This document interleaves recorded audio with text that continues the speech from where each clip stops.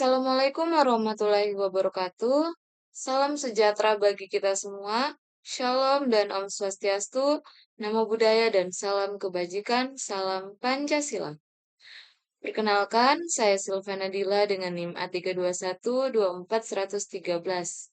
Saya dari Program Studi Pendidikan Pancasila dan Kewarganegaraan, Fakultas Keguruan dan Ilmu Pendidikan, Universitas Tadulako Angkatan 2024. Jadi pada video kali ini saya akan membahas resume terkait mata kuliah Hak Asasi Manusia dengan materi perbandingan kecenderungan konsep HAM menurut Barat, Sosialis, dan juga Islam. Nah, yang pertama kita bahas terkait konsep HAM dalam perspektif Barat. Nah, dalam perspektif Barat, konsep HAM lahir dari pergulatan sejarah panjang Eropa melawan absolutisme monarki dan dominasi gereja pada abad pertengahan. Kemudian, secara filosofis, HAM Barat ini bersifat antroposentris atau yang disebut dengan human-centered. Artinya, manusia itu diposisikan sebagai eh, pusat dan penentu nilai moral serta hukum. Jadi konsep HAM menurut perspektif Barat ini berakar dari pemikiran filsafat liberal yang menekankan kebebasan individu, persamaan, dan perlindungan terhadap kekuasaan negara.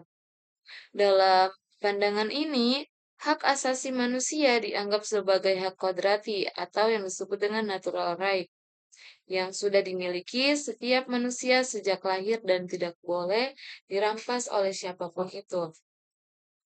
Kemudian selanjutnya konsep HAM dalam perspektif sosialis.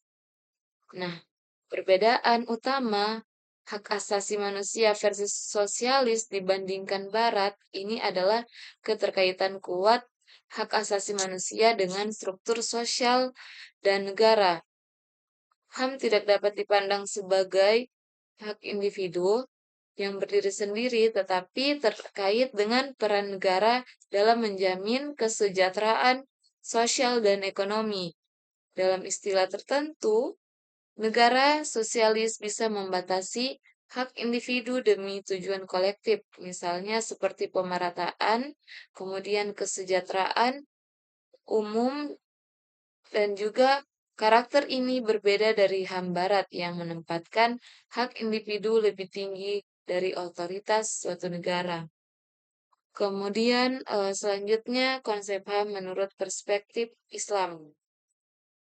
Konsep HAM dalam Islam atau yang disebut dengan teosentris dalam Islam itu berakar pada wahyu, yaitu Al-Quran dan hadis. Secara filosofis, pendekatan Islam itu bersifat teosentris atau God-centered, yang artinya bahwa hak manusia itu berasal dari Allah sebagai pencipta, bukan dari kesepakatan sosial atau rasionalitas manusia semata. Oke, jadi sekian presentasi resume pada mata kuliah Hak Asasi Manusia pada pagi hari ini. Saya akhiri, wabillahi taufiq wal hidayah. Wassalamualaikum warahmatullahi wabarakatuh.